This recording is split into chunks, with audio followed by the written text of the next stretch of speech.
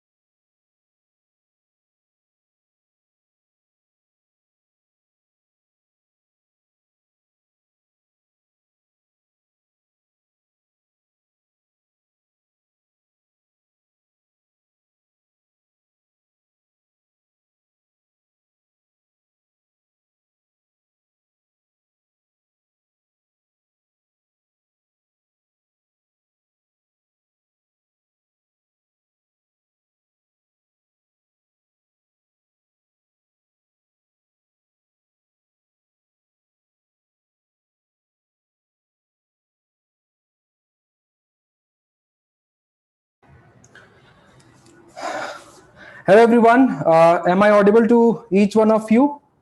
Can you raise hands? Okay, thanks Akesh. So let me know if my voice is not audible. Sure, thanks. Okay, so this is a discussion on full length test 1, which is a part of our mains test series 2020, which went live yesterday, and we hope that most of you have already taken it. So I'm Vaibhav Mishra from Rao's Eyes Study Circle, and I'm going to conduct this particular session on mains answer writing approaches and how to prepare well for the mains examination. And since you already have taken the test, and I hope that after taking the test, you have gone through the solution. And so the focus of this particular talk is not going to be so much about the content or about the elements of the various parts of the GS1 paper. But the focus of this particular talk is going to be about how to write good answers in less than 9 minutes in UPSC mains examination. Because most students who clear prelims examination have almost the same level of or similar level of knowledge. But what makes the difference is the answer writing practice and writing the practice test in the real exam like situation. And so we are going to understand from where these 9 minutes come into play. So I have changed the slide, and is the change slide visible to each one of you? Okay. All of us know that GS paper 1, like paper 2 and 3, consists of 2 parts. 10 questions are 10 markers, and rest 10 questions are of 15 marks. And so in total, there are 20 questions, and you have to answer them in around 180 minutes. And if you divide 180 by 20, you get the figure of 9 minutes. Okay, so this is a very easy figure, but there is an important takeaway from this particular data. What we have seen is that whenever students start answer writing, they start from question number 1. They go to question number 10, and then from question number 11 to question number 20. Generally, that is the order which students follow. But there is a problem in this particular order, because by the time 15 to 20 minutes remain, they are at around question number 15 or maybe 16. Or maybe the condition is even poorer. They are at the end of the 3 hours, they are at question number 19. And even if you are able to attempt all the questions, the quality of last 3 to 4 questions, the quality of answers is quality of answers are very, very low. And so you have compromised on 3 to 4 15 markers, which means that you have compromised on around 45 to 60 marks, right? But instead of that, we recommend students to start attempting the answer from question number 11. Start from question number 11, go to question number 20, then again start from question number 1, and then finally, if you are able to reach question number 10, it's fine. If you are not, then in this case, if you are leaving 2 to 3 questions, these are 10 markers, which means that the net deficit will be around 20 to 30 marks. So you have minimized your loss in this particular case. And so it is always a good idea to attempt the 15 markers first. Is this point understood to everyone? Try to follow this in the next FLT. Next FLT is of polity, governance and international relations, that is GS2. Start from question number 11 and then see what happens. Now, this was minimization of loss, but how to maximize the gain? And in order to do that, you will have to maintain a particular pace of answer writing. Pace means words per minute. We know that 10 questions are of 150 marks, which means at least 1500 words need to be written for 10 markers. And similarly, for 15 markers, you need to write at least 2500 words. So in total, which is about 4000 words written in over 180 minutes. And if you divide 4000 by 180, that is around 23 words per minute. Now this number is very important because if you have to write a 150 word answer, you need at least 7 to 8 minutes. And you already have 9 minutes, which means that you only have around 1 minute of time with you in order to prepare, understand the question, understand its structure, decide its introduction and conclusion, and start writing the answer. Which brings us to the point of preparation before the examination and how you can utilize that preparation to minimize the time and approach and be able to attempt all 20 questions to maximize your score. And that we will do by first understanding the syllabus and how you can utilize the parts of the syllabus to prepare notes in such a manner that whatever question UPSC asks, you are already prepared for that. And we will see through past year question papers as well as FLT1 paper. So we know that GS paper 1 consists of Indian heritage, culture, history, geography of India. So basically Indian society, geography and history. Now we have taken this particular line from the syllabus, the freedom struggle, its various stages and important contributions from different parts of the country. We all follow standard textbooks. There are standard textbooks, 2-3 of them, and any of them, all of them are good. And whenever you start this particular preparation of this particular portion of the syllabus, generally it starts with the disintegration of the Mughal Empire, right? This part generally starts from there, and then it talks about various stages of India's struggle for independence. There are various stages: non-cooperation movement, then civil disobedience movement, and then finally Quit India movement, and then independence. Now, if you read the syllabus, it says its various stages, important contributors and contributions.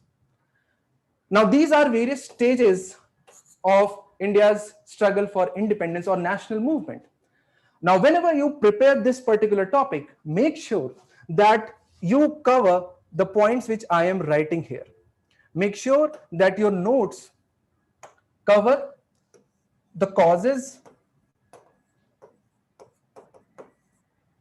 the events which actually led to the revolt or movement, then prominent people or contributors, and then what impact did that particular, for example, what impact did non-cooperation movement had or civil disobedience movement had, and what were the causes of its failure or why it diffused out. Do these 5 things for each stage of national movement, and no question of UPSC will go unattempted. And now, after the stages, UPSC talks about important contributors and contributions. Whenever we talk about any movement, what are the important contributors? One of the important contributors is the prominent people, for example, Mahatma Gandhi, Nehru, Bose, various other people, Patel. These are prominent people, but there are other factors as well. No movement is complete without groups of people participating in that particular movement. And so you have to talk about the contribution of women. You have to prepare notes on that. You have to prepare notes on contribution of Hindus and Muslims. You have to prepare notes on contribution from the peasantry. And also, Each and every movement has an ideology, has contributions of many ideology. For example, in India's struggle for independence, we had liberals, we had moderates, we had extremists, we had communists, Marxists, socialists, all participating in various ways in India's struggle for independence. So when you're preparing this particular line for the mains examination, make sure that one page each is devoted to these factors, causes and groups and everything. Now, why I'm saying is this, you will understand in the next slide, because next slide contains questions which UPSC has asked in the past. From this particular portion, UPSC in 2013 asked, defying the barriers of age, gender, and religion, the Indian women became the torch bearer during the struggle for freedom in India. See, it wants you to know about the contribution of the women. Then in 2016, discuss the role of women in freedom struggle, especially during the Gandhian phase. Both of these questions are essentially asking the same thing. Of course, the answer will not be identical. It will vary depending upon the question, but your notes prepared for the purpose of mains examination from that part of the syllabus will come handy in both of them, because you only have 1 minute. And in 1 minute, if you have not prepared yourself short notes in copy, handwritten notes, you will not be able to think about these two questions, their introduction and conclusion. And we'll see how to do that in the next slide.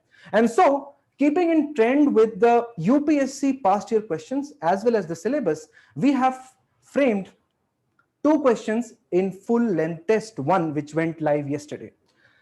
Discuss the role of Mahatma Gandhi in drawing a large number of women into the mainstream of the nationalist movement. 250 words. The peasant movement of 20th century was marked by some new features as compared to that of 19th century comment. So you can see that we have taken care of one of the stakeholders or groups, women, another stakeholder, which is peasant. And in the upcoming test, we will take care of other factions as well. And so let's quickly understand the answer approach, how you could have attempted this answer, how you could have written a decent, good, and a very good answer for this particular question. This was asked yesterday in first full length test of Rao's IAS. Now discuss the role of Mahatma Gandhi in drawing a large number of women into the mainstream of nationalist movement. Having a first look at the question, you should spend significant amount of time in understanding the question itself. Because if you have not understood the question correctly, you will start on a wrong footing, you will start on a wrong introduction, your body will not match with the main demand of the question. And once you realize it's already too late, because the amount of space which UPSC gives is limited. You have only 2 pages to write your answer. And so if you have written half a page, you will cut it down and then you will have only 1 page remaining. So be very careful while starting an answer. Just having a look at the question, let's understand what is the main demand of the question. Is it, does the question wants you to answer about the role played by the Mahatma Gandhi in the India's struggle for independence? It does not. Does the question wants you to answer the contribution of the women as UPSC has asked in the past? That is also not the main demand of the question. You have to substantiate, you have to prove that Mahatma Gandhi played a role in bringing women in large numbers. So you have to establish a linkage between the role of Mahatma Gandhi and participation of the women in large numbers. And so as soon as you have understood the main demand of the question, that becomes your body part. Main demand of the question is Mahatma Gandhi's role in women participation in large numbers. So that will automatically go in the body part. And you see here 250 words. Now you have already spent around 1 minute. If you have notes in your copy, you have spent around 1 minute in understanding the main demand of the question, and hence the answer structure should have, you should already now have a clear-cut answer structure before even starting to write the answer. Answer structure consists of introduction, it consists of body, and it consists of conclusion, right? No answer should be written without introduction or without conclusion. If you directly start answering the main demand of the question, that seems very abrupt. You have to build upon that. Now, in this particular case, discuss the role of Mahatma Gandhi in drawing large number of women into mainstream of nationalist movement. There can be a lot of possibilities for introduction. You can directly mention about the names of the prominent Indian women freedom fighters or political leaders, especially in the 20th century.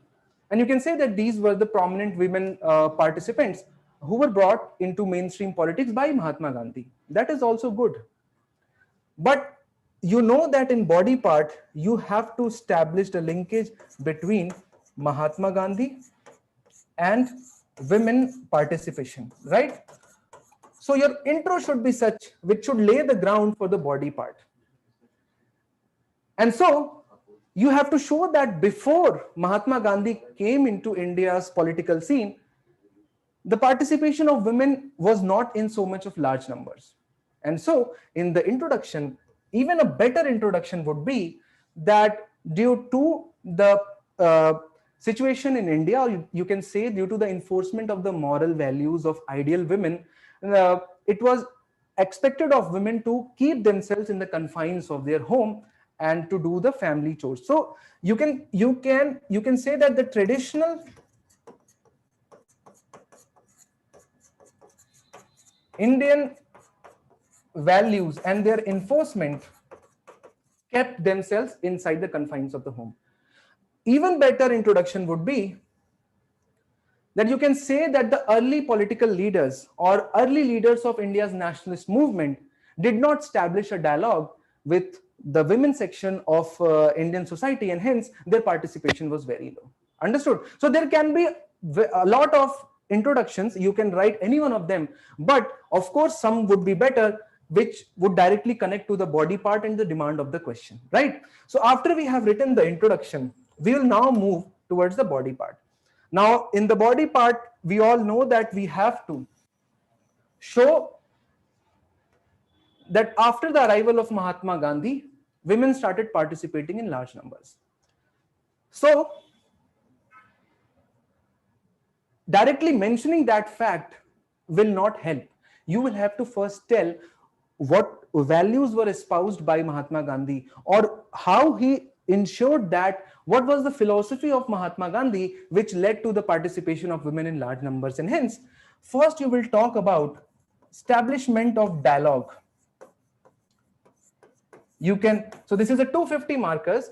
So in introduction part, you have spent around 20 to 30 words. Conclusion will be about 20 to 30 words, which leaves us with around 180 words. So we have a liberty of writing 7 to 8 long sentences over here. And so established dialogue. You can write that in pre-Gandhian era, the Indian National Congress did not lay emphasis on the participation of the women. And when Mahatma Gandhi came, we all know that he conducted a lot of meetings. Wherever he went, he conducted meetings. And in that, he made sure that women of those region or that area or that village must be participating in and must be listening to what he's saying. And what he used to say in those meetings, he used to talk about non-violence.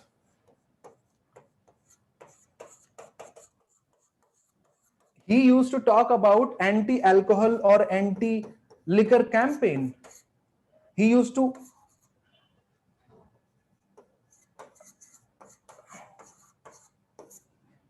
talk about alcohol as a social sin. And this directly struck the chord with the Indian women, because just like present, in the past also, alcohol was a big problem, especially in rural areas.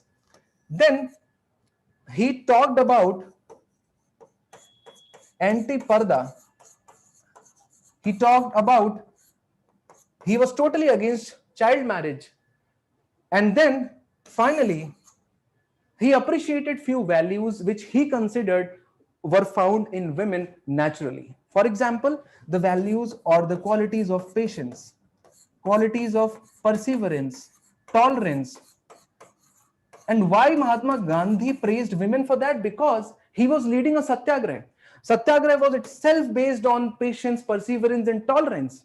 And so, according to Gandhiji, women were his ideal partner or alliance as far as freedom struggle is concerned. He thought that teaching men tolerance is a long and arduous task, but women naturally have that. So why not bring women along on the same platform and utilize their power for the freedom struggle? And before Gandhi, no one realized the power of the women like he did. And that is why, because of these factors, the participation of the women in large numbers actually started to take place after the arrival of Gandhiji on India's political scene. Is this point clear to everyone? Okay. So this is a decent body part. You have written 5 arguments in and supported your claim that these were the factors which led women to join the India's national movement. But this is not a great answer because it does not have any examples in it. You have not written a name of a single prominent women political leader of 20th century after the arrival of Mahatma Gandhi. And so, if you substantiate each of the stages of India's struggle for independence, that answer will become great answer and that will fetch the most marks. For example, you know that you can write that in non-cooperation movement, prominent Indian women like Jaggi Devi or Amrit Kaur. Then in civil disobedience movement, he entrusted the task of manufacture of salt. So we know that civil disobedience movement was all about disobeying the laws, and one of the laws were salt laws. He entrusted or he commanded Sarojini Naidu to break the salt law in Dharsana salt factory, which is the famous incident. And then similarly, Kamla Devi did the same thing on Bombay Beach, which right now is Mumbai. And then finally, during the time of Quit India movement, when all the top and prominent leaders of Congress were under arrest or they were in detention, the continuity of the political activity on the ground level was ensured by prominent women like Usha Mehta. You must have read about her, who carried on her broadcasting. Then you can talk about Sucheta Kriplani's contribution during the Quit India movement. So now you understand that we have started with an introduction which laid the ground for the body part. The body part substantiated the main argument of the question. Then after we have written the body part, for each stage we have shown the prominent women participant, and you can see that if you want to write further, you can also say that participation level also went higher. So initially the women were participants. Now Sarojini Naidu and Kamla Devi became the leaders of local units and they were leading the march. And so you can, and Usha Mehta and Sucheta Kriplani were leading the Congress when most of the top leaders were under detention. So you can see that not only the participation of the women is increasing, but also the level or the hierarchy in which they are participating is also increasing, right? So that is mainly the contribution of the Gandhiji. And so once you have done that, never forget to write a conclusion. Now in the conclusion part, when we see mains answer copies, what we see is that people generally summarize their whole, whatever they have written in the introduction or in the body part, they just summarize it. And let's just do that conclusion first and see if it looks good or not. So the question was role of Mahatma Gandhi in drawing a large number of women. In the introduction, we chose this introduction where we talked about how in pre-Gandhian era, the leaders did not establish a dialogue with the or they did not encourage the participation because they did not consider them stakeholders. Then in the body part, we show the heading of the body part, which showed that the philosophy of Mahatma Gandhi, which led to the participation of the women in large numbers. And then if we summarize the whole argument, the same sentence is being repeated twice in the same answer, right? And so repetition of anything in 1 or 250 words doesn't look good, and it gives an impression that this person is out of ideas or out of knowledge or information to complete the sentence, and hence never summarize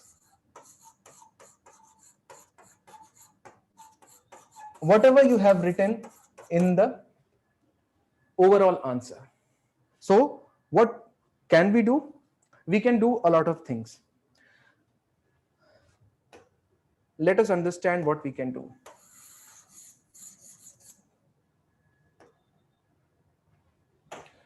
One of the ways in which we can write the conclusion is that the higher participation of the women in India's independence movement shaped the trajectory of post-independence India, and that is what you see, that is what is reflected in our constitution.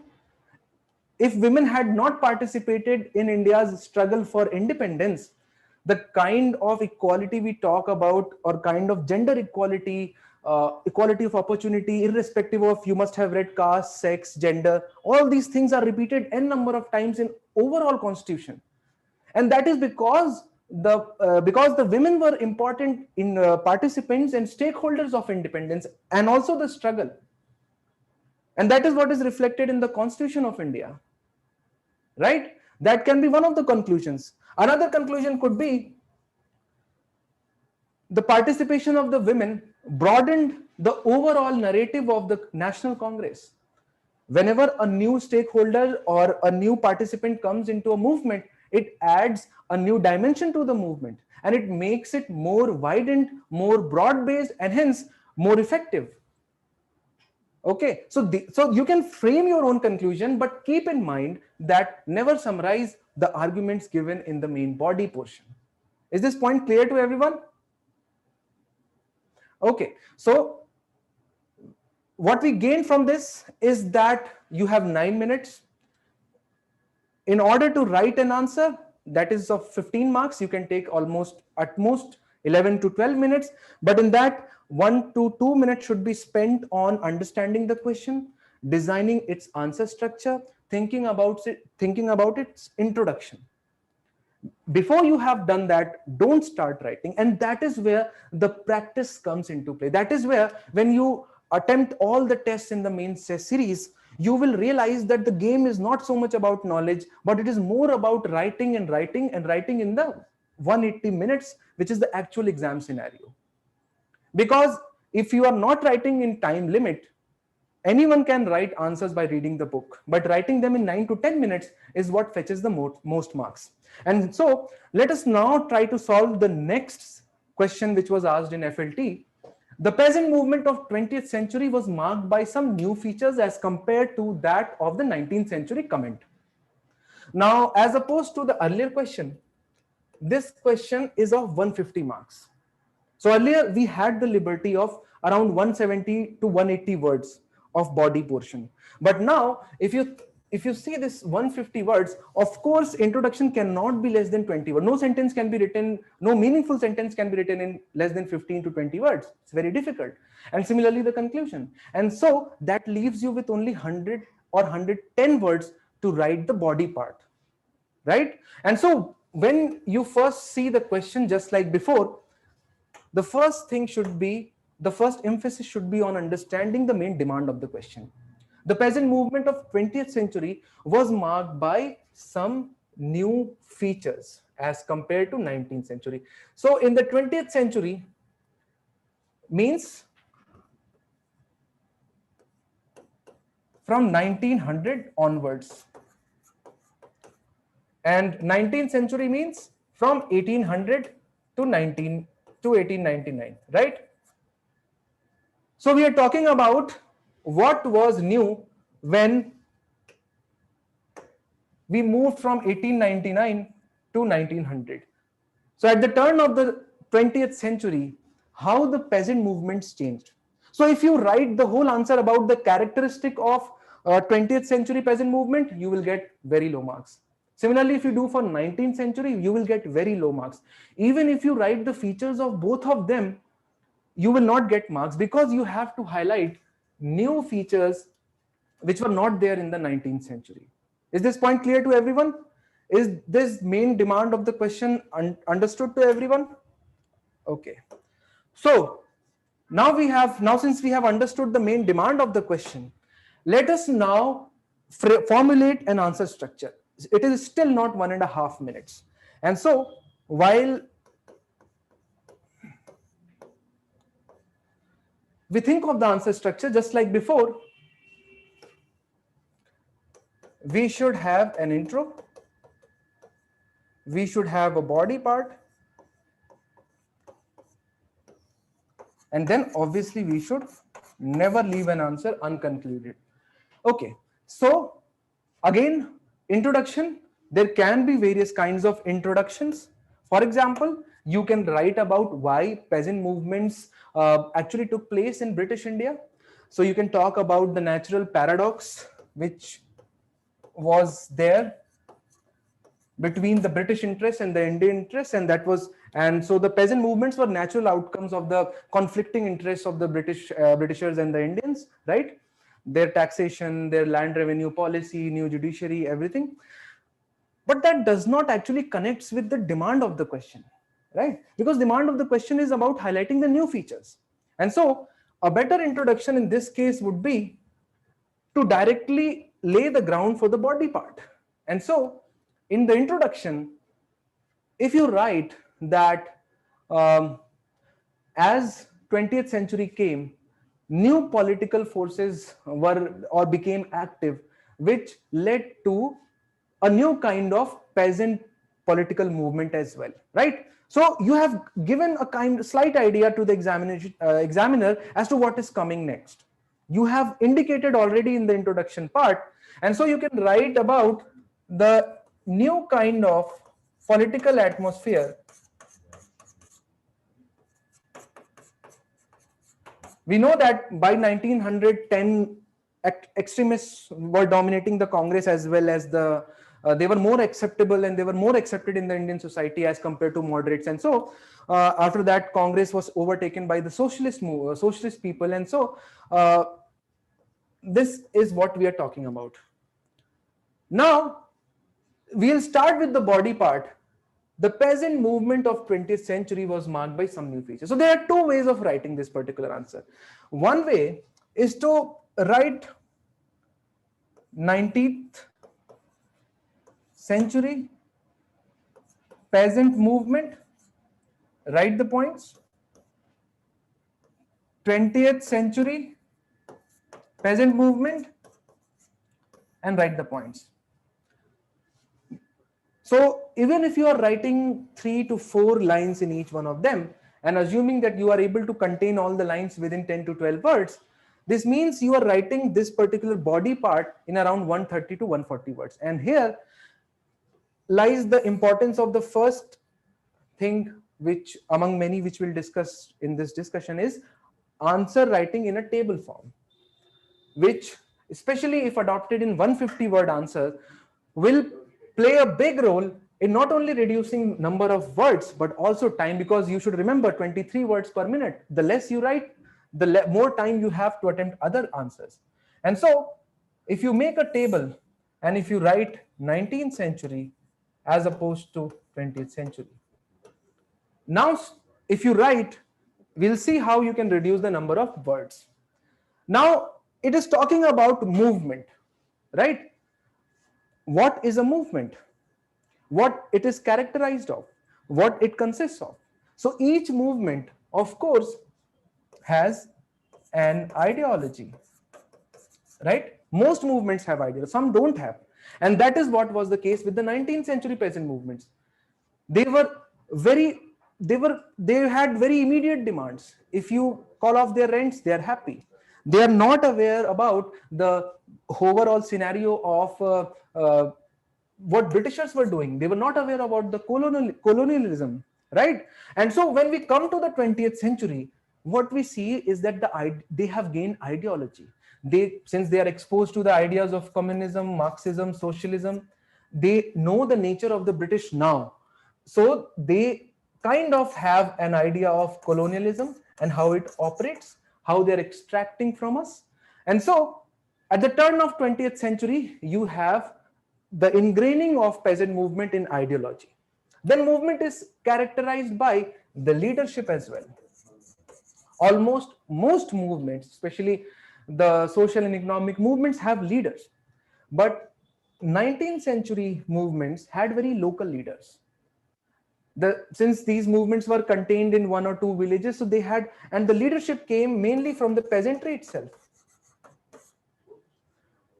But when you see 20th century movements, what you see is that the leadership to the peasant movement was being provided by the national leadership of India's national movement.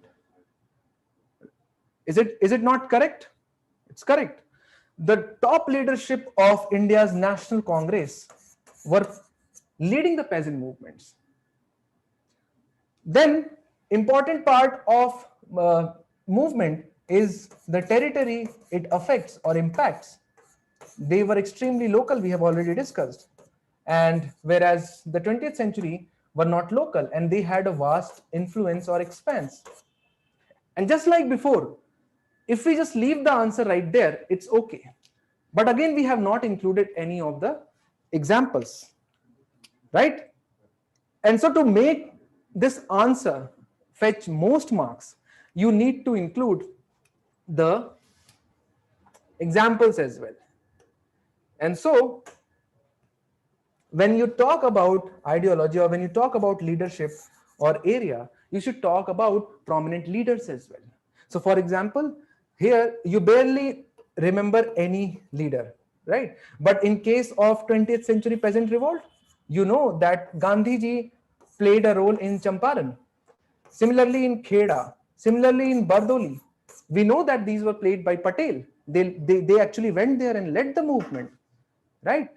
In territory, they were limited to few villages, but in here, for after every point, you can write example. For example, all India Kisan Sabha. It has a vast expanse. When you talk about ideology, you should mention the name of the leaders, communist leaders or socialist leaders who played a great role in evoking the kind of consciousness in the farmers which was much needed for their mass movement. And once you have substantiated each and every argument with example, then your answer looks like it can fetch most marks. And again, after writing the body part, you should conclude. And again, like many other answers, it can have many conclusions, but it is not a summary of what you have written. So in this particular case, you can again take an inspiration from post-independence India's and the program of the first government which we formed. You know that the first thing which they carried out was land reforms, right? Land reforms were carried out on the highest priority only because peasants played such an important role in India's nationalist movement. If they had not, there would be no land reforms. And so so you can say that active participation on mass level by peasants in India's struggle for independence made sure that the policies and programs favoring them were first carried out, and that was reflected in the programs of the first ministry or the first government of independent India. So you can write here about government programs from 1952. That is when the first government started functioning. If you don't want to use that, you can design your own conclusion. You can write about Congress session, because in 1936, the Congress session in Fazpur, this was the first Congress session to be organized in a village amongst the peasants, and which was actually a reflection of the fact that the Congress was tilting heavily towards the cause of the peasants as opposed to the industrialist or the middle class. And here, Nehru clearly, in his speech, clearly showed and provided high priority to the cause of the peasants. And that is also considered one of the important session towards the socialist ideas as well. And so you can write both of them. So is this point clear to everyone, how you can understand the main demand of the question? Okay, great. So never forget to understand the main demand first. Try to do it within 1 minute, including the answer structure, designing the introduction and conclusion, because remember, if you have written something wrong and if you cut it, you lose space. And so now let's move on to the next part of the syllabus which is about Indian society, right? So now we have taken two questions. Let's now take one question from the portion of Indian society. And when you read the syllabus, you read about effects of globalization on Indian society, right? Globalization appears at a lot of places in overall syllabus. It is relevant for economy part as well, and it is relevant for GS2 as well. But when this portion is given in Indian society part,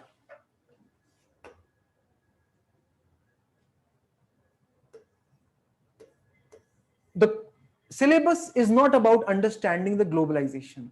Of course, it is a prerequisite. Unless and until you understand the globalization, you will not be able to talk about its effects, right? Is it not true? And so, when you prepare notes for effects of globalization on Indian society, what you actually prepare is effect of globalization on what society consists of. So society consists of religion. Is it not true? Society is composed of religious groups and atheists. Then society is composed of demography. You have young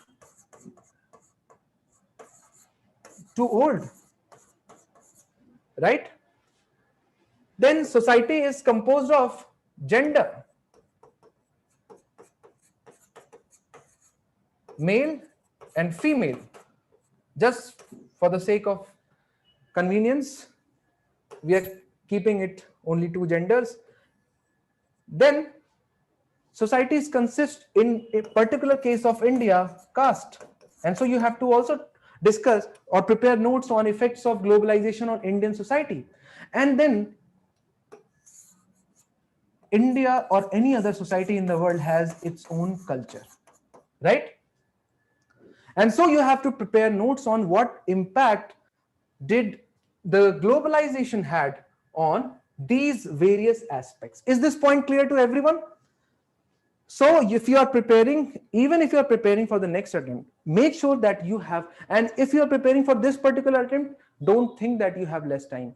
If you take into account the whole GS1, the static part of the GS1 syllabus, it will take hardly 7 days to prepare notes like this. You can make one-page notes and you can write about dilution of values, festivals, right? You can talk about nuclear families, culture, homogenization, right? There is a term known as globalization, emergence of third kind of culture. You can just simply write words so that whenever you see a question and see what kind of question UPSC has asked. So from this particular portion, let's just look at the screen and see how many questions have been asked from effects of globalization on Indian society. 13, 15, 16, 18 and 19. So in total, 5 to 6 questions have already been asked from this particular topic. So in 2013, UPSC asked, critically examine the effects of globalization on aged population in India. So in the last slide, we already discussed young to old. So it has already asked the old age. It can again ask impact on elderly, but it can also ask the impact on young population of India, which you have to prepare. In 2015, discuss the positive and negative effects of globalization on women. We prepared male, female, gender, right? Then in 2016, to what extent has globalization influenced the core of cultural diversity in India? Impact on culture, right? In 2018, globalization is generally said to promote cultural homogenization, but due to this, cultural specificities appear to be strengthened. Again, impact on culture. 2019, are we losing our local identity for the global identity? Again, everything from this flowchart. So UPSC has never gone beyond this flowchart. Of course, it has not asked so far impact on religion, impact on caste, impact on young population or middle class. But you should be prepared. And if these are the only dimensions on the effects of globalization on Indian society, there is no other dimension. So if you are making notes, you have already made sure that whatever UPSC asks, you already have an introduction, body part, and conclusion ready made for you. Is this point clear to everyone? Okay, so now that is why we have formulated this particular question in our first full length test of GS1. Has increased influence of Western culture eroded Indian value system? Critically discuss. You have to write this answer in 250 words and it is of 15 marks. And let's just quickly discuss this particular answer. Okay. And just like we did before, you have 9 minutes. 1 minute needs to be spent. And if you have already done the homework, this 1 minute will be, it will be more than sufficient for you. And so as soon as you see this particular question, has increased influence of Western culture eroded the Indian value system? What is the main demand of the question?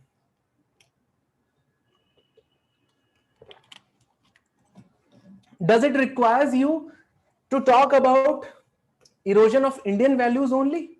No, because there is a critically discussed there. And so when it asks you to answer, has the erosion actually taken place? You have to show that yes, it has taken place, but then there are some Indian values which have got emboldened or which have been globalized due to the contact with the West. Is the main demand of the question understood to everyone? Okay. So, just like before, and this is the strategy for all GS 1, 2, 3 papers. Again, you start with introduction. You start with the body part. And then finally, you will conclude.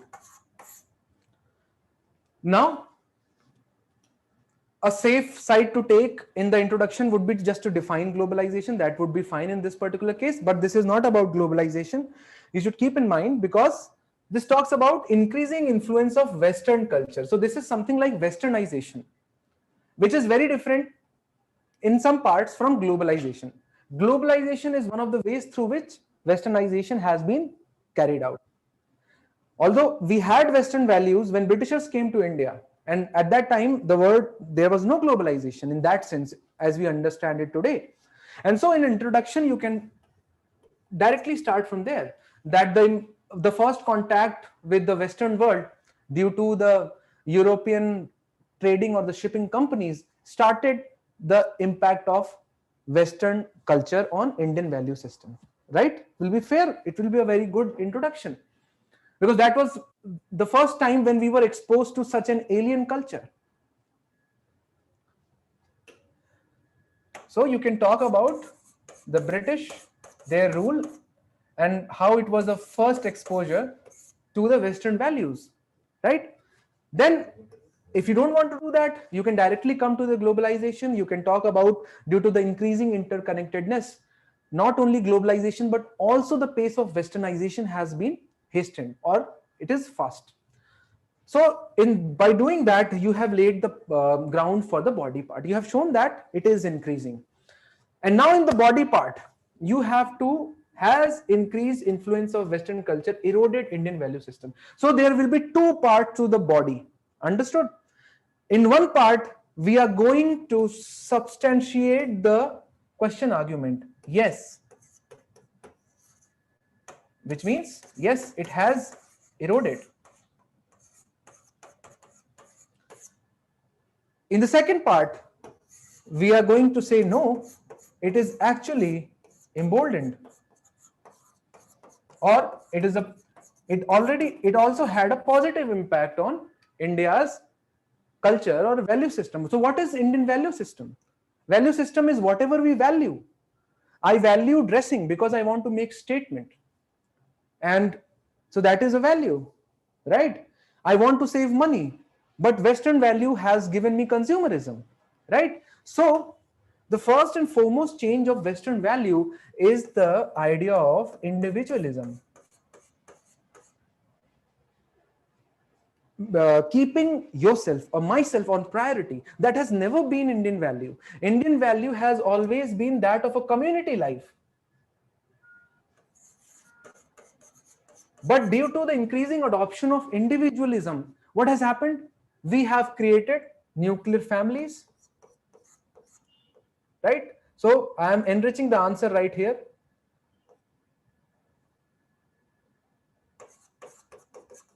For example, nuclear families, right? Then West brought us consumerism, but Indians were always not, they were always about conservation. We never bought mop clothes from the market. We always used our used clothes as the mop clothes. But what we are seeing right now is that in market, no one is using their used clothes as mop clothes because of consumerism. Our values of emphasis on saving has gone. That is the impact of Western culture. Then in erosion, you can talk about the food, because again, food is a part of value system. We used to eat such a healthy food which consisted of multigrains. What we are doing, what youngsters are doing now, is they are eating high calorie junk food, which is the process of McDonaldization. If you have read NCRT, you must have read that. So these are actually the negative impact on India's value system. Is this point clear to everyone? Okay. But since you had to critically discuss that point, you will say, you will finish this first part of the body and then say, but just like any other process, just like any other process, you can say Westernization has also had some positive impacts on India's value system as well, right?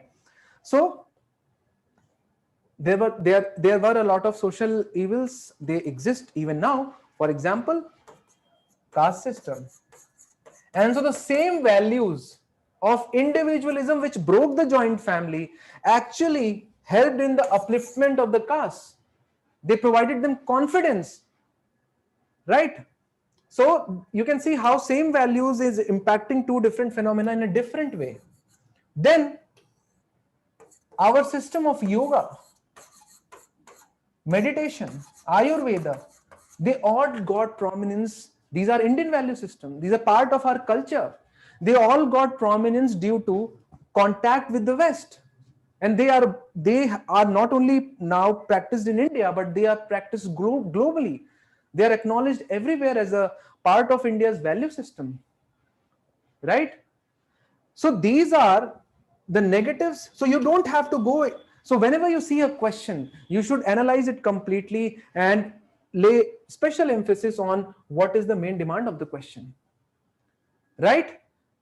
And so once you are done with the body part, now is the time to think of, just like before, conclusion, right?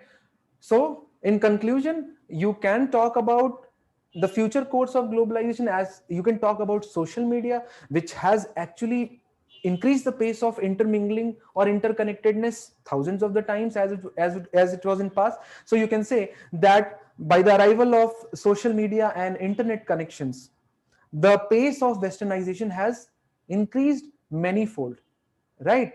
But it has a lot of avenues to offer as well, because earlier, if a yoga teacher, let's say, she has to teach yoga, she had to go to US, but now she can open her own YouTube channel and propagate Indian values, right? Okay, so social media has provided or actually leveled the ground for everyone who has internet connection to propagate his or her values, right? You can also say that just like any other process, globalization has positive as well as negative impacts. We have to make sure that we choose the positive outcomes, rejecting the negatives. So you can go into, so you can design many conclusions, think about it, but if you have made notes in your notes copy, then it will take a very less amount of time, because already these points are there in the books. You just have to summarize them with one word and one page notes. And once a question is asked from this topic, you can easily answer them. Okay, so let's now move on to this next part of this particular GS1 syllabus, which is the geography, right? Salient features of world physical geography. What you read Goche Leong, NCERT, any standard textbook, when you prepare it, what you actually prepare is plate tectonics, right? You prepare plate tectonics, you study about various kinds of uh, uh, plate boundaries and mountain building process and everything. Then you also, in ocean and atmosphere, you understand the cyclones, wind patterns. In oceans, you talk about thermohaline circulation and everything. There is no need to make notes in this because most of the questions which are asked from this topic are either directly from NCERT or from current, or they are such that no one can attempt them. So one or two questions have been asked in such, so you don't have to be disappointed just by looking at the question. There are some very difficult questions as well. So in 2013, UPSC asked, what do you understand by the theory of continental drift? Straight away, pinpointed question with clear-cut objective. Discuss the prominent evidence in its support. So this question has two parts to it. What do you understand by theory of continental drift? So you just have to explain what is continental drift. And then you, in the second part of your answer, you will substantiate various evidence. You will write all those evidence which support that continental drift actually happens. In 2014, UPSC asked, explain the formation of thousands of islands in Indonesian and Philippines archipelagos. So now this particular question is asking another aspect of plate tectonics, which is subduction zones, right? We know, is this clear to everyone that these are subduction zones, right? Okay. Ayush, you have raised your hands? Oh, okay. Just please unmute yourself. Am I audible? Yes. Sir, my question was regarding that peasant movement, where you have compared between 19th and 20th century. Sir, you said that if the word limit is 150 words, then we have to adopt the tabular form. So, sir, if the word limit is 250 words, there can be two ways of writing the answer. Like the first way could be like, I will start with the 19th century and I will jot down all the points. Then I will start with 20th century and I will write all the points. This is the first way. The second way could be I will write one idea and then within that idea I will compare both the 19th and 20th century. Yeah. And then I will write the second idea. So what is the better way of doing it? The first way? I got your question. First and foremost, I did not say that in 150 words you have to write tables. I said write in tabular form when you have to compare. And that particular question was about comparison. So there are different ways of writing. We will see immediately how flowchart can be drawn and diagrams can be drawn. Nonetheless, but in case you have to show difference between A and B, right? The best way to do that is to draw the table in one column A, one column B. It doesn't matter if it is a 150 word answer or 250. UPSC says that you have to answer that question in within 250 words. It doesn't say in 250 words. So if you are answering a 250 word question in 180 words, if you think all points you have included, it's best. You will save a lot of time to be spent on other questions. Right? Okay. Is this point clear? Yes, sir. Okay. So I'm muting you now, right now. Okay. So, so in 2013, UPSC asked about theory of continental drift. Then it talked about convergence of oceanic and continental plates. That is what subduction zones are all about, right? Then again in 2014, two questions were asked. Why are the world's fold mountain system located along the margins of continents? Bring out the association between the global distribution of fold mountains and the earthquakes and volcanoes. So now you can see that various aspects of plate tectonic itself has been fragmented and it has been asked various times, right? Ultimately, continental drift, plate tectonics, ocean and continental subduction zones, plate tectonics, continental collision brings out the mountains from the continental crust. And that is why we have formulated this particular question: what is seafloor spreading? Enumerate the evidence in favor of this phenomena. How did it help the substantiation of plate tectonics theory? And let us just quickly try to answer this particular question. So now now you have come into the realm of geography, which is very straightforward. That is the best. That is the benefit of geography as far as GS1 syllabus is concerned. I'm not talking about optional here. So what is seafloor spreading? So now what we were doing was that we were very comfortable in designing the format of the answer. We were thinking about intro, we were thinking about the body part, and then finally we had the conclusion. But if you look at the question, this question has 3 parts to it. And the first part itself is what is seafloor spreading. So now your headache of thinking about the introduction is already gone, because that is what you will address in the introduction part. Okay, let's now do that.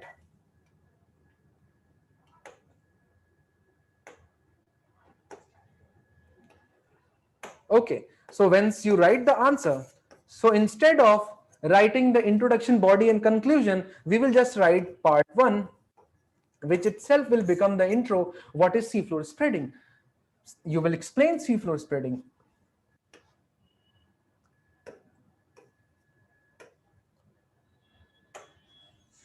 Then in the part 2 of the answer,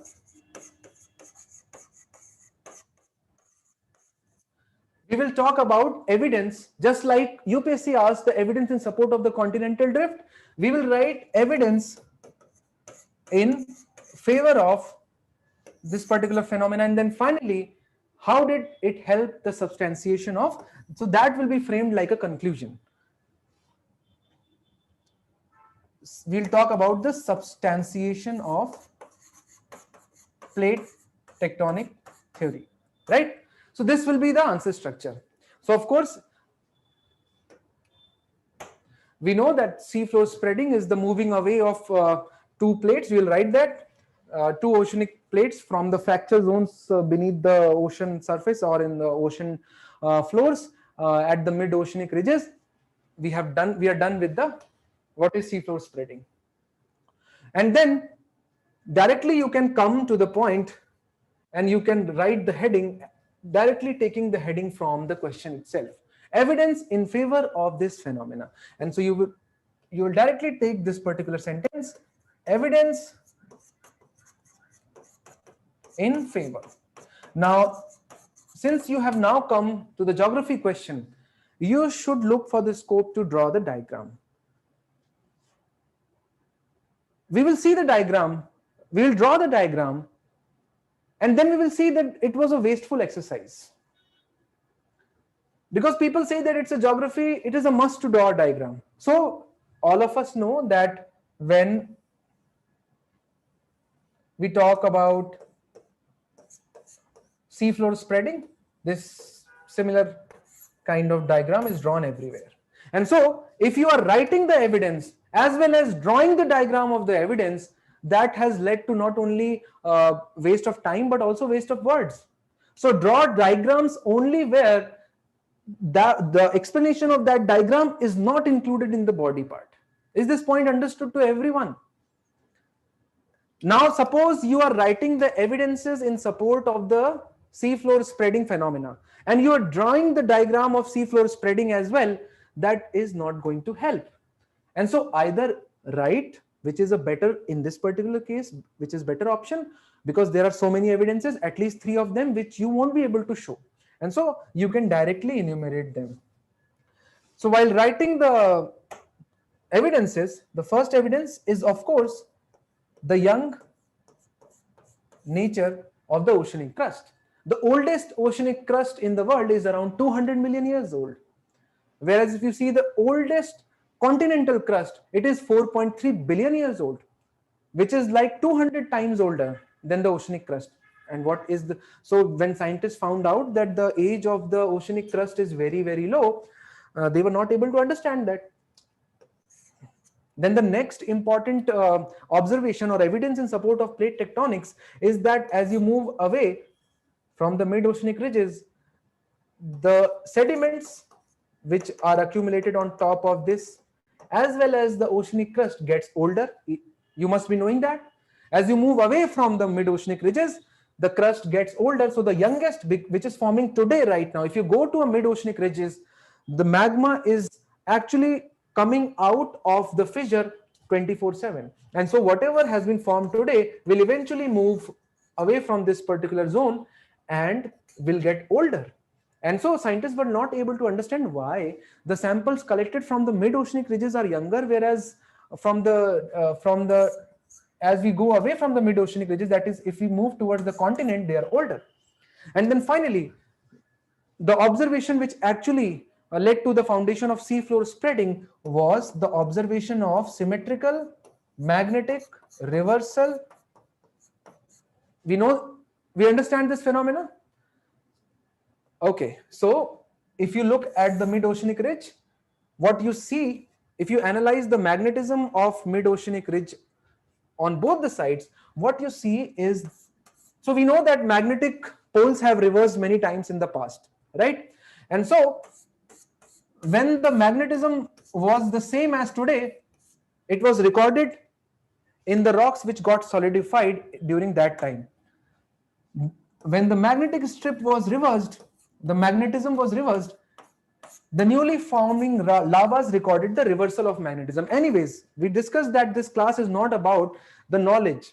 This is about answer writing. So if you don't know about magnetic reversal, go to the NCERT textbook and read them. The main point is that you should know that if you are drawing a diagram, you should not write. And if you're writing it, don't draw it. So you have written 3 evidences in support of this particular argument. And now comes the most important question, which is not given in the NCERTs or standard text, which you have to establish yourself while in the examination. How did it help the substantiation of plate tectonics theory, right? Because the theory of continental drift was already established, because it was established, maps were fitting, there were rocks which were similar kind found on both the sides of the continent. So it was clear, but no one was able to explain that why these continents are drifting away from each other, right? And so the most important plug hole remained even till 1960, and the substantiation of seafloor spreading actually completed the plate tectonics theory, because now you have a reason. Now you have a cause behind why these plates move away from each other. Now you know that why mountain folds are formed, because these oceanic crust being denser than the continental crust subside, and you have island arcs, right? So the third part of the answer would be that the substantiation of seafloor spreading actually plugged the last hole in the theory of plate tectonics, because we have discussed it just now, because the moving away of plates from each other remained unexplained. Everyone knew that this phenomena takes place. Why it takes place was done by the seafloor spreading. Okay, is this point clear? We understand now that why drawing a diagram is not such a good idea always. And now we will see where you can draw a diagram to actually substantiate your answer and reduce time, save time as well as the words.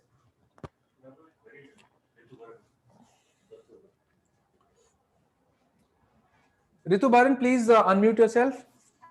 Yes, sir. Good afternoon, sir. Am I audible, sir? Yes, completely. So I have a doubt regarding the question of Western influence on Indian values. Yes. Sir, you have said that first we have to discuss how it is eroding the value systems, and then we have to put some positive points. Yeah. Can we do it either way around and summarize at the end? Will that be right, or going with how you said will be right, sir? Actually, that's a very good question. I should have discussed that. So whenever you have to write negative and positive points, choose that portion later through which you are concluding that answer, right? Yes. So for example, forget about this particular question. Take any other example. And let's say you have started with an introduction, then you have a body part in which you can write negative, positive, or positive and negative. But you know that in conclusion what you have to say, right? Yes, and so if in conclusion you are going with the positive side, it is a better idea to keep the positive side, right? Positive side in the second. Because yeah, so in that case we went along with the positive side. That's why it was kept later on. That's a very good doubt. And so in this, let's say the scenario was reversed, and so if you are discussing the positive impact first, then negative impact, and then going along with the conclusion, it is like a flip-flop. It doesn't if you do it that way, if you keep the conclusion in mind, then it all is a sequence of like it's a built-up. Yes. Okay, thanks. Thank you, sir. Ayush, okay, yes. Ayush, sir, in this very question, sir, I was asking that in conclusion, do we have to take a side? I mean, like in a question where they have asked about critically analyze. In conclusion, do we have to take a side, or can we be diplomatic in conclusion also? So it all depends on the way the question has been formulated. You should not lay so much of emphasis on these words. That's why we have not discussed their importance. Of course, they are important, but it all depends on the way the question itself has been formulated. For example, has increased influence of Western culture eroded Indian value system? Critically discuss. Of course, in the body part, you yourself have demonstrated that it has not. Somewhere it has, but on the other hand, it has uplifted a lot of sections in strata society, right? Of course, we have adopted new festivals. That point, a new point will be added here. We are celebrating New Year, we are celebrating Valentine's Day. These are new inclusions to our society. But at the same time, Diwali is being celebrated in other parts of the world as well. Holi is being taken in Europe as well. And so you don't have to take any side that yes, it has eroded or yes, it has not. It will be clear the way the question has been written. For example, let's go back to the question of Mahatma Gandhi. Here, the question has been formulated in such a way that you can't say that Mahatma Gandhi did not play any role, right? For even if it was a critically discussed over there, you could not have gone the other way because Mahatma Gandhi did play a role. Is this point clear? Yes, sir, this point is clear. But so in that Western value question, yeah. I mean, it's very difficult to take one side. I mean, yeah, it is very difficult. And that is what I'm saying, that whenever the question, if you read the question along with the keyword, it will be clear to you that what you have to do.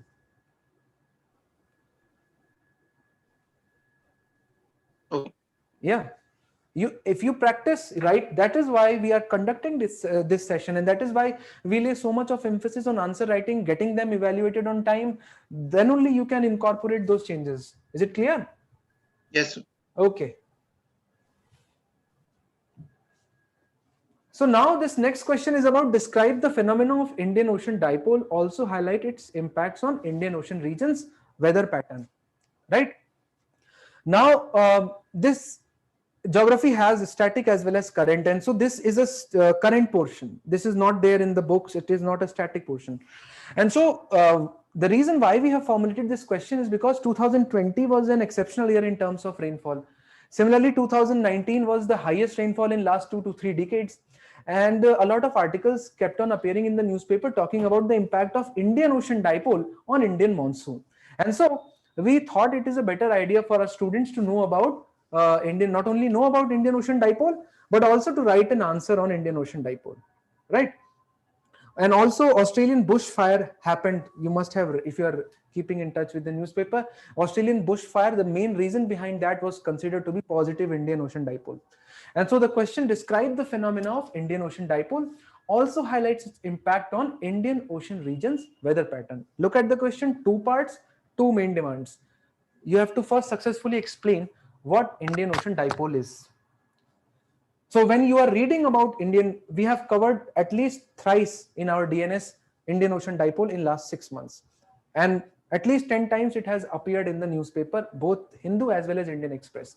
So once you are going through this particular topic, you know India's physical geography is important, and so make notes, 1-page notes.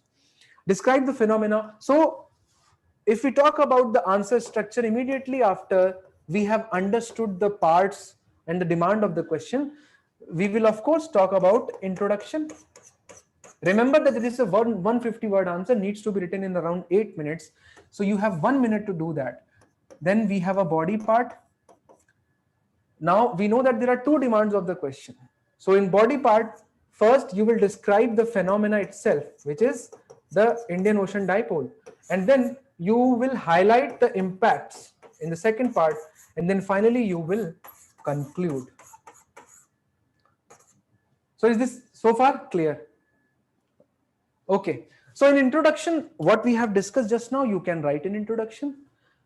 You can write that a new phenomena known as Indian Ocean dipole, the scientists have discovered that is impacting Indian monsoon, and for which the researches are going on. Or you can simply start by describing the phenomena itself, because it is a straightforward question, right? So either you can define the phenomena, or you can talk about its current relevance. But describing the current relevance will give an impression to the examiner that this person is highly aware. He has just not mugged up things. She has read the newspaper. And so it is better to go with the current relevance, that the excessive rainfalls in 2 consecutive years have forced the scientists to link Indian Ocean dipole with Indian monsoon. Also, extreme positive Indian Ocean dipole has been established to be a reason behind Great Australian bushfires, which happened in 2019-20. That is a very good introduction. And so we move to the body part. Of course, you have to explain the phenomenon. Now here, if you have read about Indian Ocean dipole, you know that there are 3 phases of Indian Ocean dipole: positive, then neutral, then negative, right? Is this point clear? And since there are 3 phases of Indian Ocean dipole, what you can do is that you can explain one phase and draw the diagram of the other phase, right? So you can directly write that Indian Ocean dipole is a circulation phenomena where the temperatures of the Indian Ocean vary from the eastern to the western side. And so when the temperature of the, let me draw a diagram.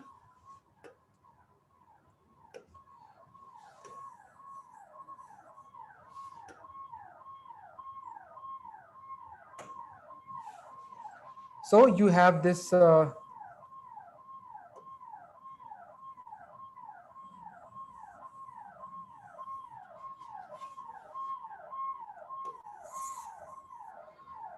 this, you have to assume that this is an Indian Ocean. And so we have this Western Indian Ocean, we have Eastern Indian Ocean. And what happens is that the temperature, we know, you must have seen that map of NCERT where the temperature isotherms have been given, right? And you have seen the temperatures are not same everywhere on the ocean surface. And so what happens is that due to the reasons unknown so far, no one knows why and how it should be explained, but due to some reasons, the temperatures in the western part of the world becomes higher, and the temperatures in the eastern part remains lower. And so there is a temperature difference between the western and the eastern part. And just like any other temperature difference, this leads to a circulation. Why it leads to a circulation? Because when this place is hotter relatively, then of course it will be a low pressure area where the winds would converge, they would rise, and as soon as they rise, they will lead to rainfalls, right?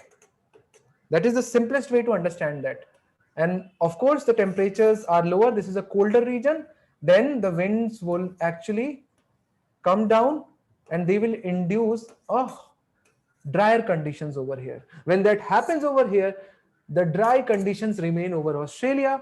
When it happens over here, the wetter conditions remain over Africa, and in some cases, India also. So this is known as positive Indian Ocean dipole. Positive Indian Ocean dipole means higher temperature here, lower temperature there, leading to dry conditions in Australia. Is it clear why it will be a dry conditions in Australia? Right? So let's say you have explained positive Indian Ocean dipole. Draw the diagram of negative Indian Ocean dipole, or draw the diagram of neutral. Since there will be no temperature difference, there will be no movement of wind, there will be no temperature, there will be no weather phenomena. It won't impact the weather phenomena. And just like El Nino, which is a similar kind of circulation happening over the Pacific Ocean, Indian Ocean dipole plays an important role in the weather phenomena of the Indian Ocean region could be your next line to build up the case for impacts on Indian Ocean region, right? Since you have discussed the phenomena, now you will talk about the impacts. And then in impacts, since you have already drawn the diagram, you can directly write impacts of positive. Then you can say that positive induces wetter conditions or induces rainfall in Africa, in Western Africa, in Eastern Africa. And similarly, you can say negative Indian Ocean dipole induces drier condition in Africa and wetter conditions or humid conditions in Australia. Is this point clear to everyone so far? Okay. So now, since we have started the introduction with the current relevance, or we have or you could have easily, or you could have also chosen the definition. Then you explained both the demands of the question, and then finally in the conclusion part, since you have read the newspaper, you know that this is not established phenomena. Just like seafloor spreading was not understood until 1960s, that is when Harry Hess came. You know that it is not a very well understood phenomenon, and then you can talk about way forward that government of India should actually ensure more funding to the climatic studies to understand and correlate this particular phenomena with Indian monsoon, which is still not understood, right? You can talk about funding to the science and tech programs, IITM, that is Indian Institute of Tropical Meteorology. You can also talk about El Nino, and you can show your knowledge about the combination of El Nino and Indian Ocean dipole. You can say that Indian Ocean dipole, that you can say that positive Indian Ocean dipole has saved India from the worst consequences of El Nino in the past. And also when El Nino was not there, it has induced bountiful of rainfall in through Indian monsoon. So the both can be the conclusions, right? Is this understood? Okay, so let's now take another question from geography. Global warming has already had observable effects on the environment. Delineate the impacts of global warming on various Earth systems. Do you know why this question has been formulated in FLT1?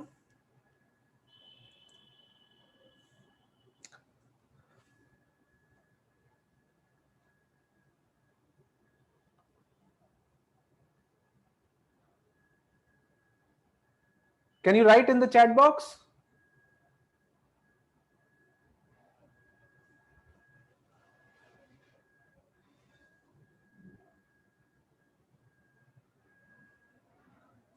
Different ecosystems were affected. Emission gap report by UNEP, good. On ocean, it was coral bleaching, great. And from this, we can draw the conclusion. Okay, so we have formulated this question specifically on climate change because all of us know that Madrid conference was held just this year, right? And there were very high hopes from Madrid conference. But except for agreement on gender, no other important agreement could be signed because countries had so many issues and that is why we are talking about enhanced action. We are talking about emphasis on climate change. So in FLT1, we have framed a question on because it is very important to for you to have a clear-cut idea about the impacts of climate change, right? So global warming has already had observable effects on the environment.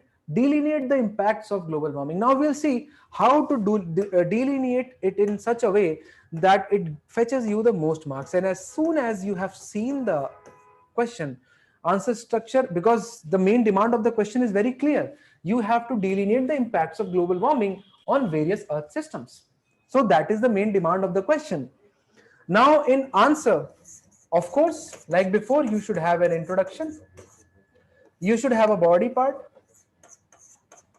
and then you should have a conclusion part, right?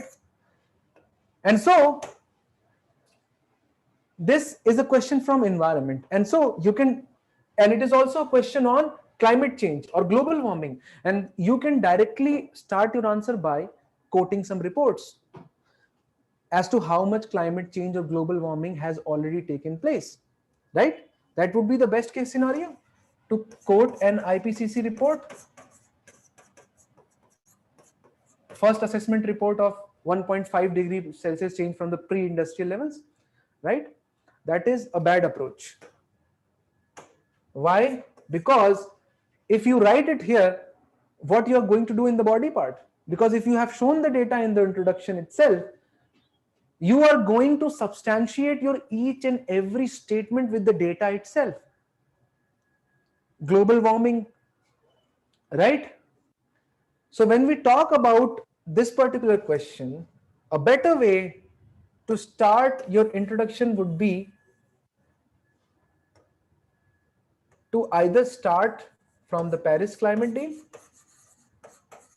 or from the Madrid Conference. Is this point clear to everyone? Right? By highlighting the Madrid Conference in the first statement, you will actually show the examiner that you are not only aware about the answer, you are aware about the reason this question has been asked. Right?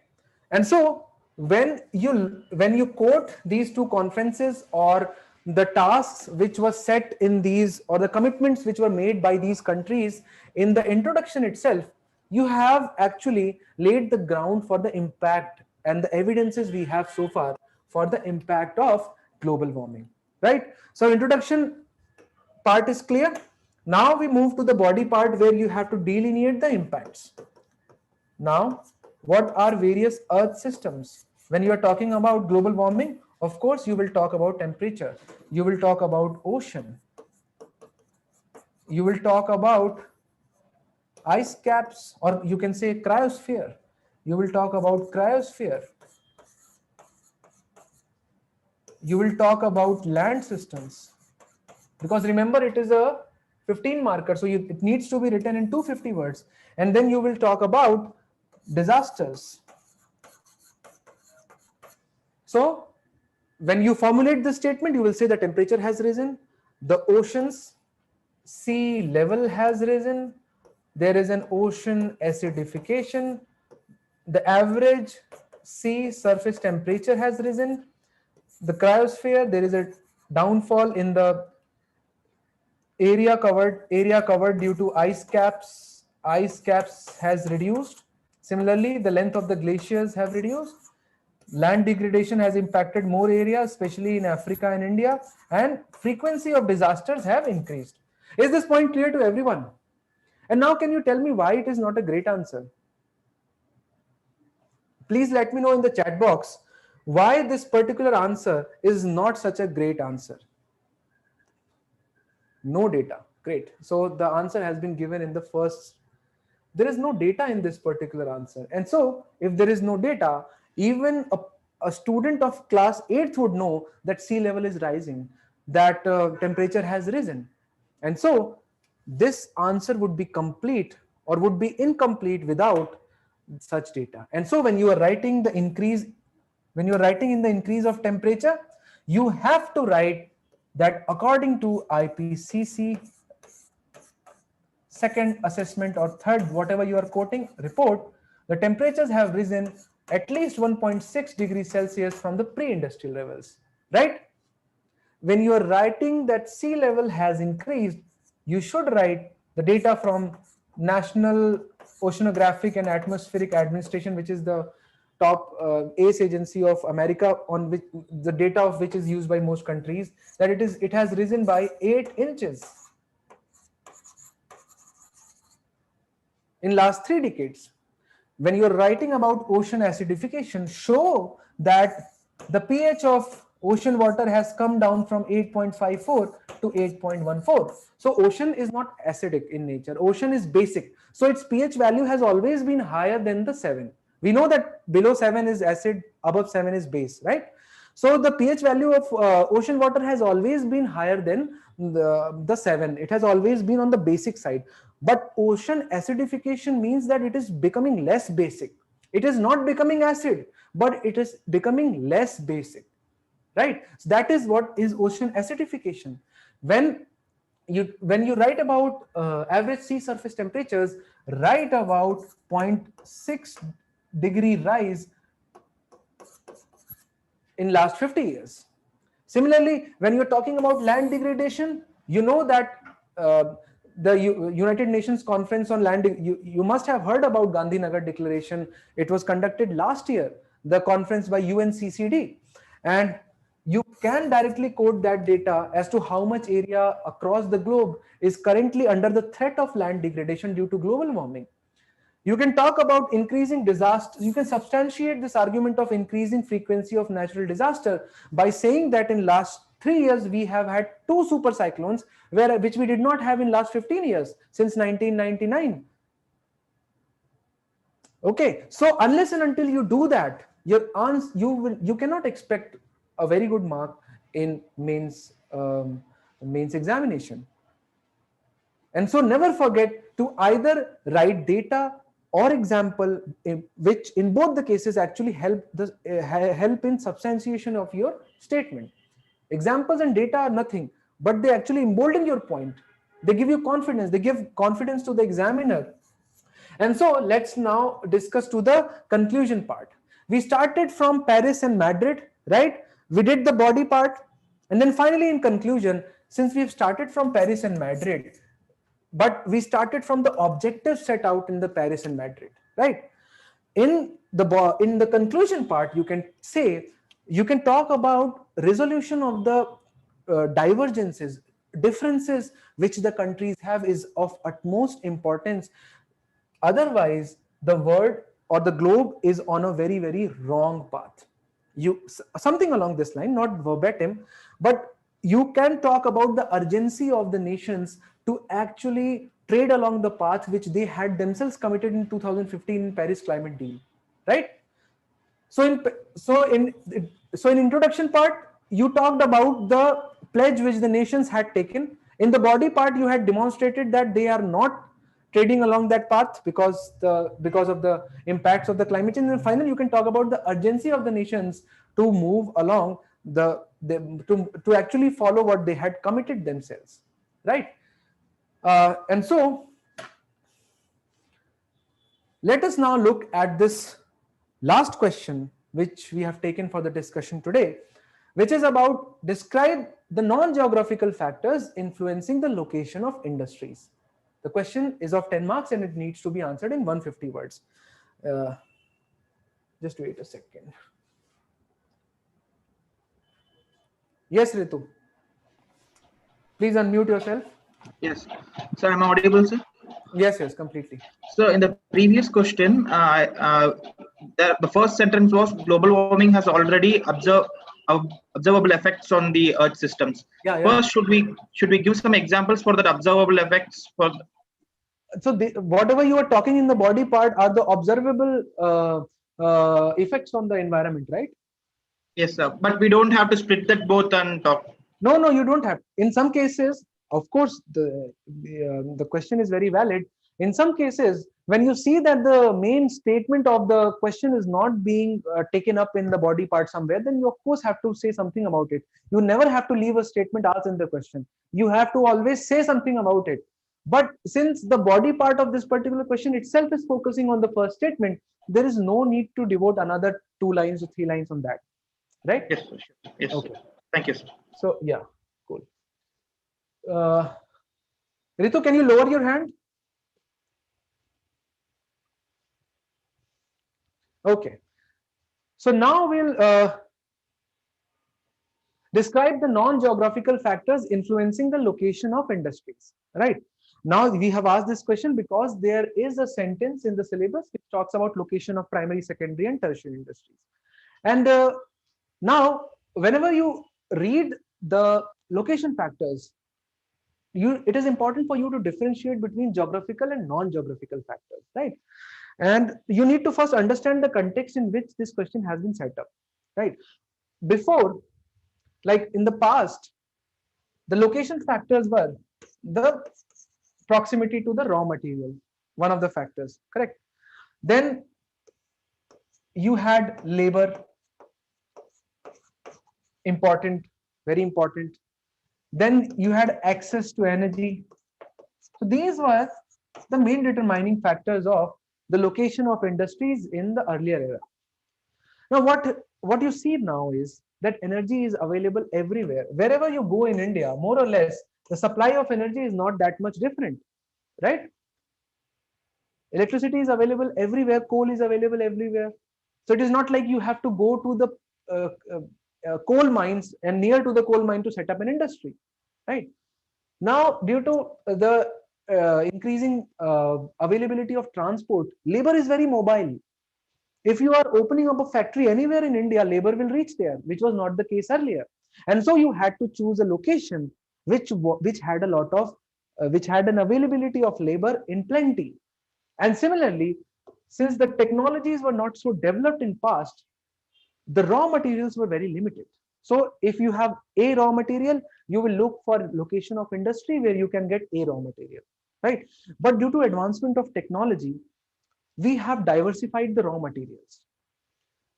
The alternatives to the raw materials have been developed. Similarly, labor has become mobile, it can go anywhere, it should just get the job. And similarly, industry is available to everyone. And so, in the current context, non-geographical factors have become more important. Is this point clear? And so that is why we have formulated this particular question. And so let me just clean the slate and board. And so when you look at this particular answer, you understand the main demand of the question?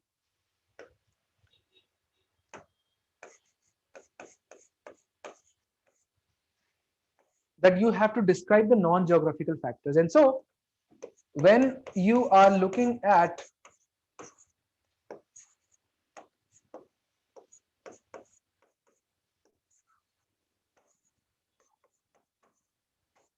the answer structure,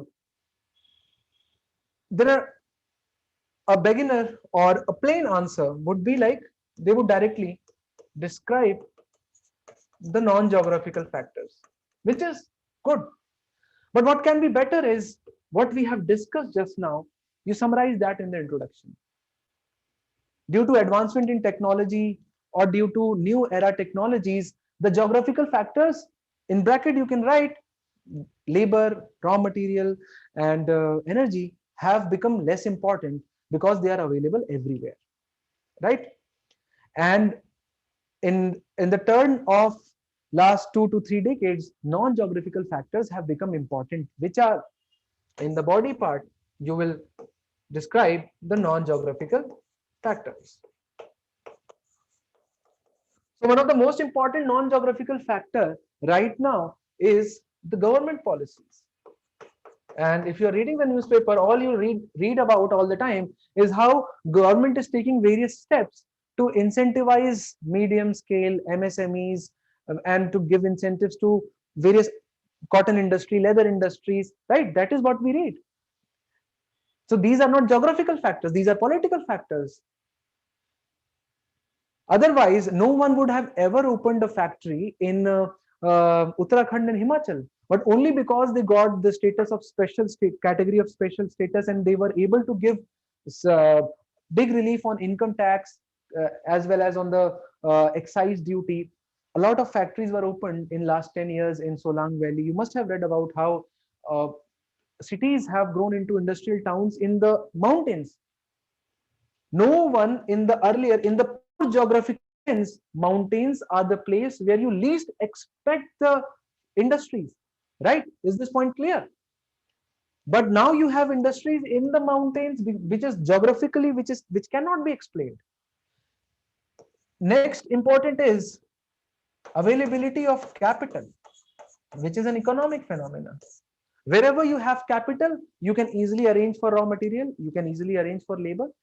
Of course, electricity is available everywhere because now the due to automation and due to other factors, the production has become quite different. It has become capital intensive, and so other factors play less role, and capital and government policy play a greater role, right?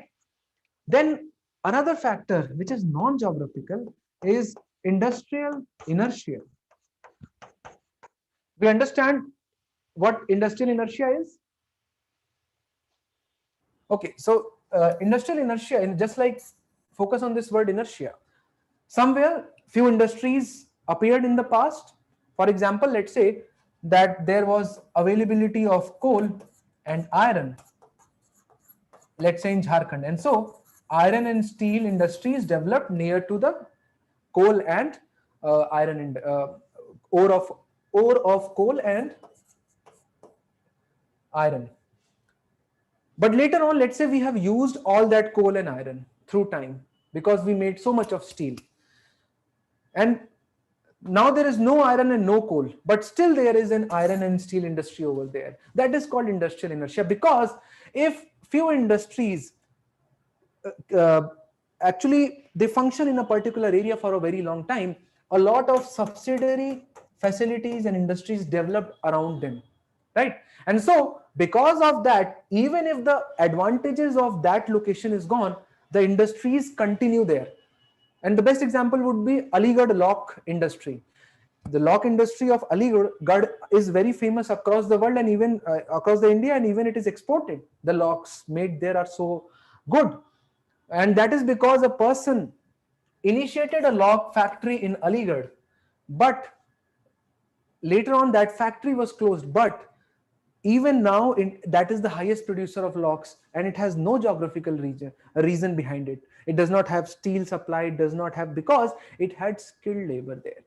Because a lot of people who were working in that factory, when the factory was closed down, they went away, and each of the top officials of that factory opened their own factories. And that is, you cannot explain a lock industry in an area like Aligarh, and that is only because of industrial inertia. And then of course you have availability of leadership,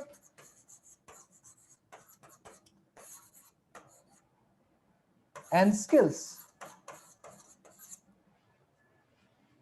If you don't have entrepreneurs, you might have capital, but you will have no production, you will have no industries in that area. You need these factors in current context to get funding, to motivate people to join to your cause, to help you in building the industrial setup. You need skilled people, right? So these are non-geographical factors which have now become, which are now started to dominate over the geographical factors.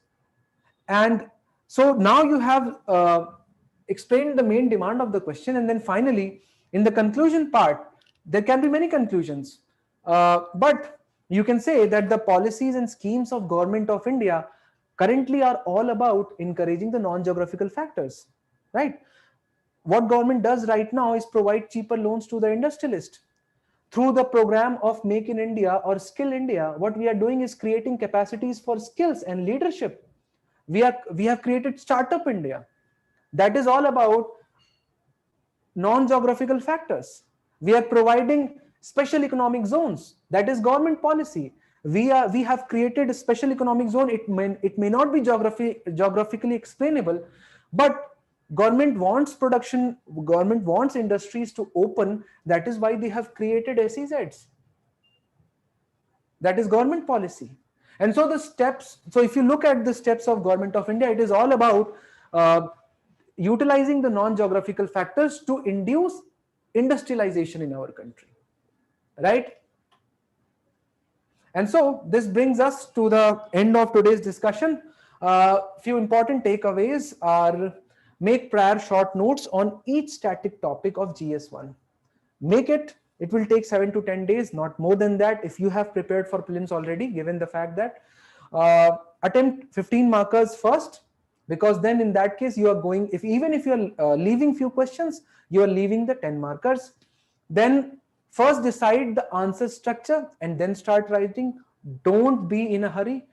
Even if it takes 2 minutes, doesn't matter. If you have thought through the answer structure well, you will write a good answer. Answer must have an intro as well as the conclusion. Never leave an answer without a conclusion. And answer should be in word limit, and that is for your own good. We have already seen that if you stick within the word limit, you will end up writing 4,000 words, which is immense. Try writing 4,000 words, you will be tired the first day. And so if you don't stick to the word limit, and if you are exceeding each and every answer by 20 to 30 words, then you will end up writing 4,600 words, which is a burden on yourself. And so sticking to the word limit will help you save time. And then finally, substantiate your statements with examples, flowcharts, diagrams, and maps, but make sure that your diagrams and maps are not repeated with the text of your answer itself. Right? So I have nothing more to add. Now we are open for queries. Raise your hands in case you have any doubts.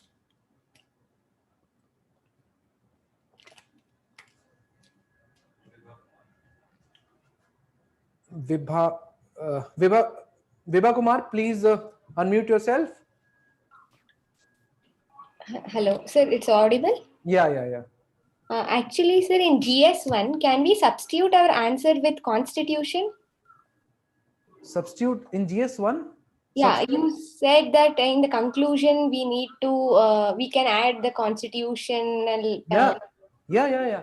Because if you see the syllabus of the GS1, so the Vibha has this question that I guess she has this question that in constitution is a part of GS2 syllabus, and if you're quoting it in GS1, will it be good? Is this your question, right? Yes, sir, yes. Yeah, okay. So if you have read the syllabus of GS1, it also has the history of post-independence India.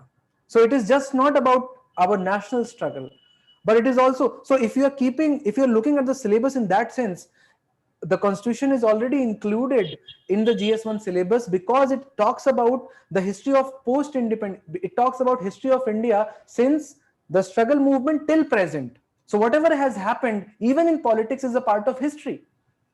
First is that. Second is that we are not describing the constitution. The question was about the women movement. And so we had to show that women played a great role, or peasants played a great role. And so that great role got reflected in the way the constitution was formulated. So we did not use any particular article. We did not use any particular part of the constitution or chapter. What we did was that we utilized the constitution to show that women were actually actively participating in the freedom struggle. Okay. Okay. Yes, thank you. Okay.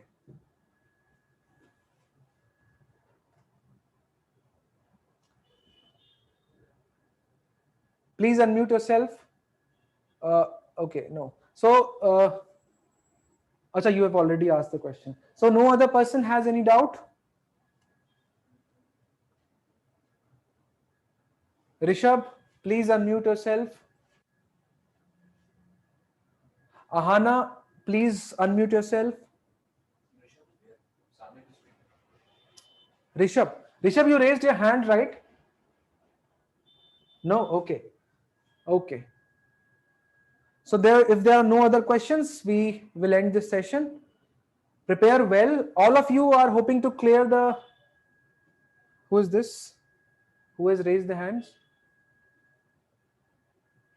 Please unmute yourself. Hello. Yes. Yes, sir.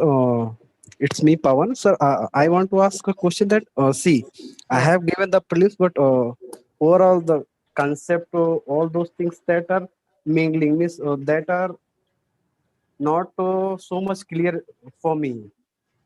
What was not so much clear for you? The whole syllabus. See, the way you are bifurcating the things like the Indian movement and all those things. Yeah. So I have gone through the syllabus. I have prepared, but still things became somehow confusing, more confusing. So, but still, I'm going to clear this prelims. Okay. So the way you have bifurcated things, so what should I do? Means because I can't see that I can write the general type of answer, but not specific that you have told me. Okay. Although, so what should I do in that case? Okay. So what you should do is that you should read each and every sentence of the syllabus and make notes. How can you make notes? You have to refer to the standard textbook which you were referring for the prelims. So if you are referring to Bipin Chandra or Spectrum, go back to that book. But instead of now focusing on events, focus on causes, focus on impacts, focus on the role of various sections. Similarly, if you had utilized the NCERT textbook, so far, if you are opening up the plate tectonics, you are trying to memorize the location of the plates. But now for the means examination, you have to shift the focus in writing that if the question is asked about two plates, are you able to write the answer or not?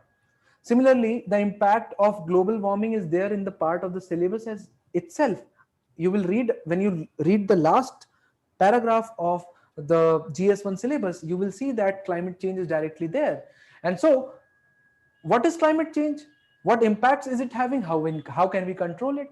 Those are the three dimensions of climate change, nothing else. Right? Is this point clear, Pawan?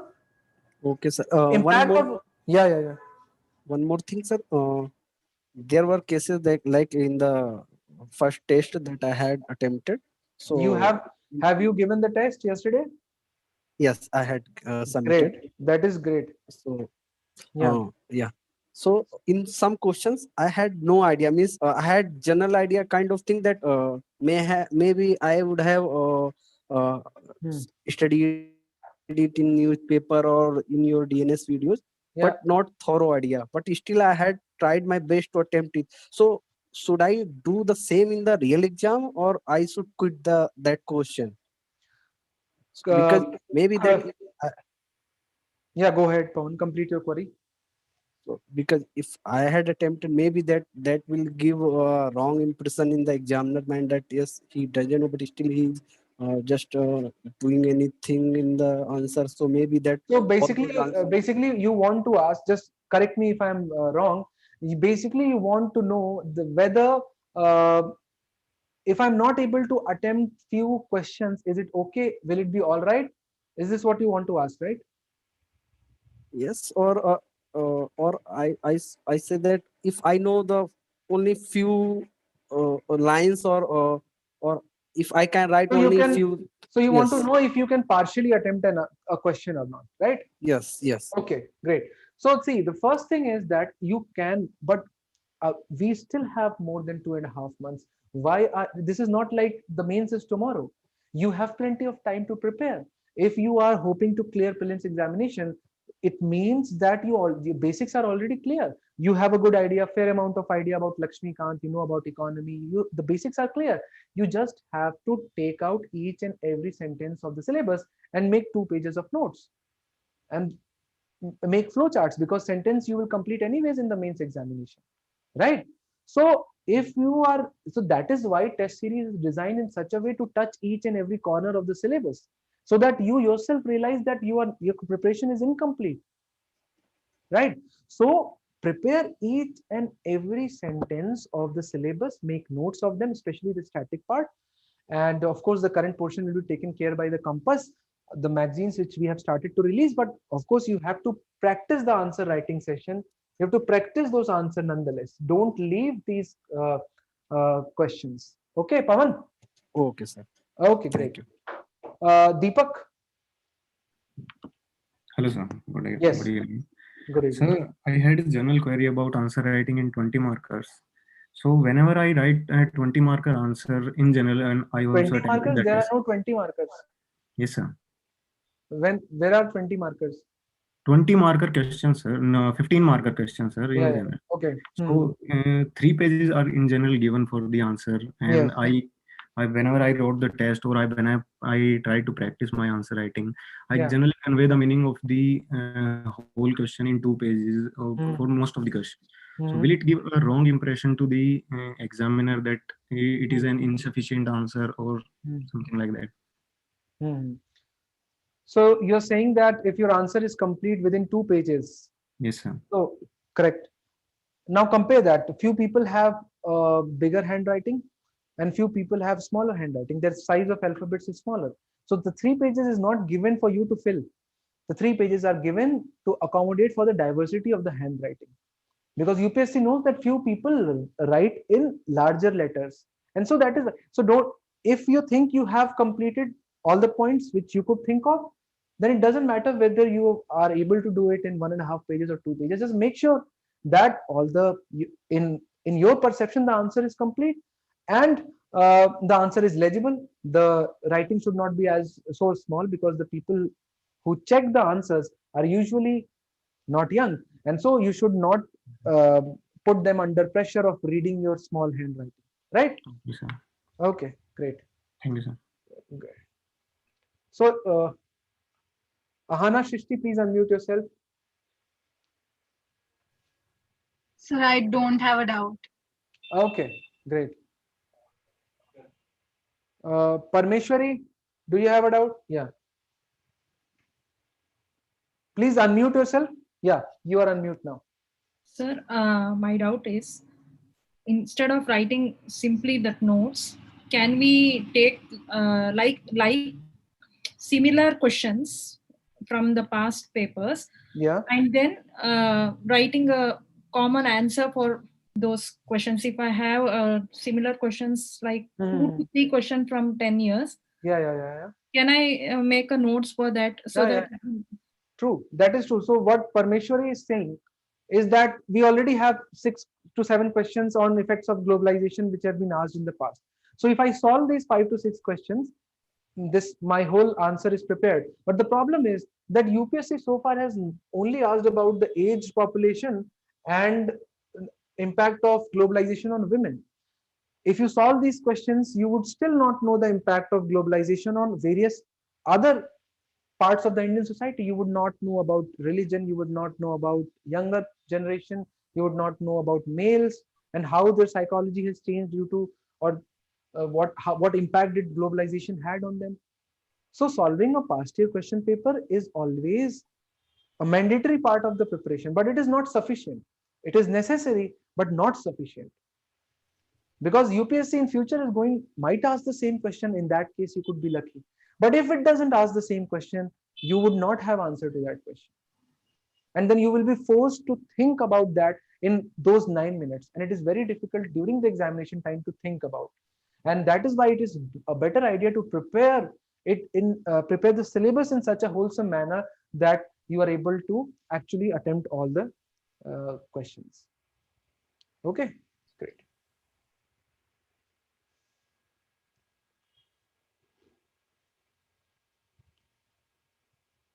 Okay, so